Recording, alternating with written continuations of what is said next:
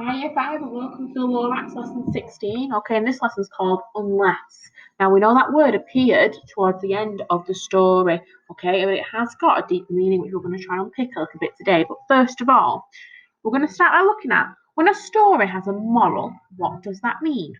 Well, in order to know when a story has a moral, we need to think about the word moral. What does that mean? Okay, when have we heard that before? We always say, oh, what's the moral of the story? What do we mean when we say that? Maybe jot some ideas in the back of your sheet if you can. Right, so the moral of the story is basically the lesson behind the story. Now, growing up, we hear lots and lots of stories that have lessons that teach us something, okay? Because it's a really, really nice way for young children to learn something, doesn't it?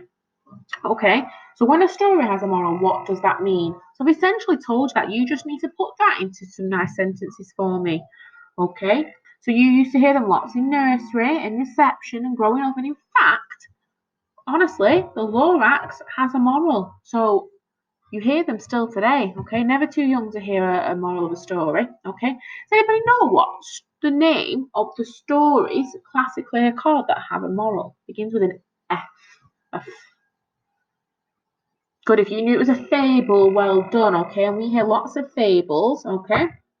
So my next question is, can you think of any stories that you know of that may have a moral? Please write the name of the story and the moral next to it, okay? So this is where you have a chance to reflect back on growing up and hearing lots and lots of stories, okay? And whether they had a moral, okay, and what their moral was. So here I put, for example, the tortoise and the hare. You can be successful by doing things slowly and steadily than by acting quickly and carelessly, okay? Because we know in the hare and the tortoise, okay, we know that the hare is whizzing by. Okay, the tortoise, famously for being quite slow. Okay, was taking his time. But he's saying that actually that's not a bad thing to do because in the end the tortoise wins, doesn't it? Okay, and just in case you can't think of any, I've got a fable, a story that you can listen to. Okay, so I'm just going to play that. And what I want you to be thinking about whilst it's playing is what is the moral of this story? What is it trying to teach us? Because this is quite a famous one. Okay, so what is it teaching us? All right, you may have heard this already, you may not have, something that is quite famous. Okay, so sit comfortably, have a listen, and be thinking about that moral. Okay. Lion and the Mouse, retold and illustrated by Bernadette Wicks. The lion cubs played happily in the sunshine while their parents slept nearby. The day grew hotter and hotter, so hot that the cubs grew tired. One by one, they lay down to rest in the shade near their parents. Only one of the cubs kept on playing despite the heat. When the blazing sun was at its highest, however, it was too hot even for him, so he padded over to a shady spot at the edge of the jungle and went to sleep. Suddenly, a little mouse scampered across the sleeping lion's paw, tickling him and waking him up. The lion cub snarled angrily. The mouse froze, too terrified to run away. "I'm sorry, I woke you," she said, trembling. When the lion saw that it was only a harmless little mouse, he smiled and said, "Off you go, little one. I won't hurt you." "Ah, thank you for sparing my life," said the mouse. "One day I will repay your kindness. If you ever need help, send for me." The lion laughed out loud. "I am much bigger and stronger than you," he said, "and soon I shall be even bigger and stronger. A mouse cannot help a lion." And the lion stood up and stretched to show how big and strong he was. Proudly he walked away. The mouse ran in the other direction. Years passed, and the cub grew into the biggest and strongest of all the lions. He was now the king of the beasts. The days were long and hot, and every day at noon the great lion would go to sleep in the shade. If the mouse happened to run by, she kept well away from the lion's paws. One day, when the lion headed for his resting spot, he fell into a trap. The more he struggled to get free, the before he entangled himself in the net. The king of the beasts was caught. He gave a mighty roar. He roared with rage. He roared in fear.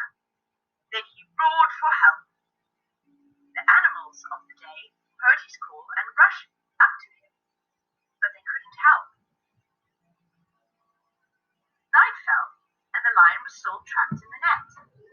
The animals of the night crept up to see the captured lion, but they couldn't help him either. Early the next morning, the mouse appeared. You called me? She asked. I will help you, as I promised I would years ago. The lion looked at the mouse in amazement. No one can help me, he said. Least of all you. The mouse started nibbling through the cords of the net, one after another. Be patient, lion, he said. Soon you will be free. Before long, the mouse had chewed a hole in the net, and the lion pushed himself through it. The lion was free. He stood before the mouse and bowed his head. Thank you, little mouse, he said. I will never again laugh at someone weaker or smaller than myself. To repay your kindness, I promise I will always protect you. And so the lion and the mouse remained the best of friends until they met.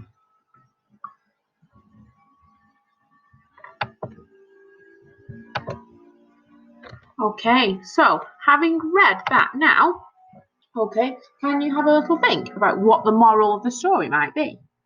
Take a minute to pause this video and just jot down your ideas. Okay, now I'm going to tell you what the moral of the story is, okay, for the mouse and the lion, alright? However, following this, you're going to have a little think or do some research on other stories that have morals, okay? Right, so the moral of that story is basically no matter how big or small you are, you can always be kind and you can always help somebody else, okay? Because that lion thought he was going to be the biggest and the best and the strongest, okay? He didn't need help from the mouse, because the mouse said, I'll repay your kindness one day, and the lion laughed, didn't he? Okay, however, in a few years' time, he definitely needed that mouse's help. If not, he'd have been trapped, wouldn't he?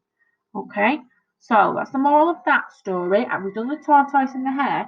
Can you now think of any other stories or fables, if you like, that have a moral? And what is that moral? Okay, you have to use your inference skills because it doesn't always just tell you very clearly. So really think about it. If you need to do some research, as always, but please do it safely. Okay. Right. Following that. Mind map what you think the moral of the story of the Lorax is. Okay, so you're going to mind map your ideas around this little bubble here. Okay, and then why do you think that the author has focused on the word unless to help bring out the moral of the story? Okay, so what does the word unless give you the impression of? Okay, because it's almost saying like, unless someone was to help, because I know when the Lorax, when the Wansler gives the young boy the seed, he's saying, but you've come along. So maybe saying, unless we change our ways, the forest they're gonna disappear, aren't they? Okay, so have a think about that word, unless it's very, very key to this story. Okay, so it's saying, well, so for example, if I said, I can't get this work done today, unless I found the time, or unless I had some help. Okay, think about it really well, and then using full sentences, capital letters and full stops, your nicest handwriting, please, year 5.